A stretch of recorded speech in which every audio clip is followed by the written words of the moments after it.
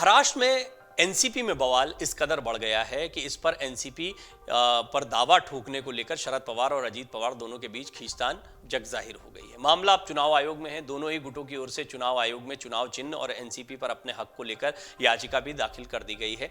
लेकिन क्या अजीत और शरद पवार के फिर से साथ आने की कोई गुंजाइश है? अभी इस पर कुछ साफ नहीं कहा जा सकता है। लेकिन इसी बीच पहली बार प्रधानमंत्री मोदी और शरद पवार एक ही मंच पर नजर आने वाले हैं और निश्चित तौर पर अजीत पवार भी यहाँ पर होंगे, तो शरद पवार और अजीत पवार भी एक मंच पर होंगे इस फूट के बाद में, ऐसी भी उम्मीद जताई जा रही है। प्रधानमंत्री नरेंद्र मोदी को महाराष्ट्र के पुणे में 1 अगस्त को लोकमान्य तिलक राष्ट्रीय पुरस्कार से सम्मानित किया जाएगा। इस कार्यक्रम में एनसीपी चीफ शरद पवार और उनके भतीजे अजीत पवार के आने की संभावना है। और तो और शरद पवार के खिलाफ बगावती तेवर अपनाने वाले भतीजे अजीत पवार के इसमें शिरकत करने की खबर की वजह से ये काफी दिलचस्पी का विषय बन गया है। लेकिन ऐसा माना जाता है कि राजनीतिक रूप से जो वाद विवाद चल रहा है, खींचतान चल रही है, वो पार्टी स्तर पर है। पारिवारिक स्तर पर देखा जाए तो आज भी अजीत पवार शरद पवार के भतीजे ही हैं। उनको आज भी अपना विट्ठल मानते हैं, अपना देवता मानते हैं। इस सब के बीच में ये कहना बिल्कुल गलत होगा कि इनके बीच में ऐसी दूरियां हो गई कि आपस में बात नहीं कर रहे होंगे, मिल नहीं रहे होंगे। हालांकि सियासी तौर पर तो अभी ये बहुत स्पष्ट हो गया कि ये तो पार्टी पर हक की लड़ाई चल रही है। आपको याद होगा सुप्रिया सुले ने भी कहा था कि वो मेरे दादा हैं और हमेशा दादा रहेंगे।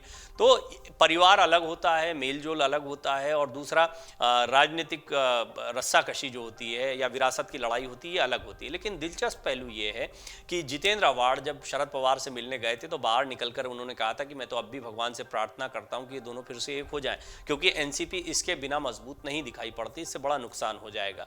तो अब अजीत पवार के करीब शरद पवार जाएंगे, शरद पवार के पास दोबारा अजीत पवार आएंगे, कहना बड़ा मुश्किल है। लेकिन एक मंच पर इन दोनों का दिखना यह काफी दिलचस्पी का विषय लोगों को लग रहा है। तिलक स्मारक मंदिर ट्रस्ट के उपाध्यक्ष रोहित तिलक ने कहा कि ट्रस्ट 1 अगस्त को लोकमान्य तिलक की 103वीं पुण्यतिथि पर एक पुरस्कार समारोह का आयोजन कर रहा है। समारोह में प्रधानमंत्री नरेंद्र मोदी और एनसीपी चीफ शरद पवार को एक मंच पर लाने को लेकर पूरी तैयारी कर ली गई है। लोकमान्य तिलक राष्ट्रीय पुरस्कार देने वाले ट्रस्ट की ओर से बताया गया कि पीएम नरेंद्र मोदी को यह पुरस्कार उनके अनुकरणीय नेतृत्व और नागरिकों में देशभक्ति की भावना पैदा करने के उनके प्रयासों के लिए दिया जा रहा है। ट्रस्ट की ओर से बताया गया कि इस पुरस्कार में एक स्मृति चिन्ह और प्रशस्ति पत्र शामिल है। वहीं 2 गुटों में बंट चुकी एनसीपी के शरद पवार और अजीत पवार भी इस कार्यक्रम का हिस्सा बन सकते हैं। अगर ऐसा होता है तो ये एनसीपी में हुई टूट के बाद पहला ऐसा मौका होगा जब चाचा भतीजा एक मंच पर नजर आएंगे। अब इसमें मंच पर आने के बाद में क्या होगा ये भी मैं देखना चाहता हूँ। बहुत दिलचस्प होगा, क्या शरद पवार को बोलने का मौका मिलता है? और ये क्योंकि इस तरह के पुरस्कार के जब आयोजन होते हैं तो बहुत मुमकिन है कि बहुत ज़्यादा लोग यहाँ पर भाषण ना दें, लेकिन सामने ही प्रधानमंत्री होंगे। प्रधानमंत्री मोदी को लेकर भी उन्होंने टिप्पणियाँ की हैं हाल में, तो वो मंच से क्या कहते हैं, और ख़ासतौर पर तब जब उनकी पार्टी में इतनी बड़ी फूट हो गई है, प्रधानमंत्री मोदी इन लोगों के बारे में क्या कहते हैं, ये देखना भी बहुत दिलचस्प होगा। तो ये कार्यक्रम बड़ा दिलचस्प होने जा रहा है, जहाँ पर एक मंच पर ये सारे दिग्गज जो फिलहाल एक दूसरे से अलग अलग दिखाई देते हैं, खासतौर पर अजीत पवार और शरद पवार या शरद पवार और प्रधानमंत्री मोदी, इनका क्या समीकरण रहेगा ये देखना दिलचस्प होगा। हालांकि ये पुरस्कार का एक कार्यक्रम है तो निश्चित तौर पर यहाँ पर अच्छी बातें होंगी, राजनीतिक बयानबाजी शायद ना हो, फिर भी इसका इंतजार रहेगा कि यहाँ पर क्या होता है। अब सबसे बड़ा सवाल तो यह कि चुनाव आयोग फैसला कैसे करेगा। पावर पॉलिटिक्स जो चल रही है उसमें पवार की असली पावर किसके पास है, ये फैसला अब भी होना है। पूर्व चुनाव आयुक्त सुनील अरोड़ा ने बताया कि सुप्रीम कोर्ट की ओर से सुझाए गए 3 टेस्ट फॉर्मूले से एनसीपी पर किए जा रहे दावों का निस्तारण किया जाएगा। उन्होंने बताया कि चुनाव आयोग इन्हीं मानदंडों के आधार पर अपना फैसला सुनाएगा। हालांकि ये जल्द होता नहीं दिख रहा है। इसके मौलिक मानदंड क्या हैं, ये 3 टेस्ट क्या होता है? पार्टी के लक्ष्यों और उद्देश्यों की जांच, पार्टी के संविधान की जांच और बहुमत की जांच। इन 3 मानदंडों पर तीनों गुटों के दावों को खरा उतरना होगा। जो ये दोनों गुटों को खरा उतरना होगा, शरद पवार गुट और अजीत पवार गुट। जो इन मानदंडों को पूरा करेगा एनसीपी पर उसी का कब्जा होगा। इसके बारे में सुनील अरोड़ा बताते हैं, पहले मानदंड के अनुसार चुनाव आयोग ये देखता है कि क्या कोई गुट पार्टी के लक्ष्यों और उद्देश्यों से भटका तो नहीं है, जो उनके बीच मतभेदों के उभरने की मूल वजह है। दूसरे मानदंड में आयोग तय करता है कि क्या पार्टी उसके संविधान के हिसाब से चलाई जा रही है। तीसरे में यह देखता है कि गुटों के बीच विधायिका और पार्टी संगठनात्मक ढांचे में किसकी पकड़ ज्यादा मजबूत है, किसके साथ विधायक ज्यादा है, कार्यकर्ता ज्यादा है, पार्टी पदाधिकारी ज्यादा है।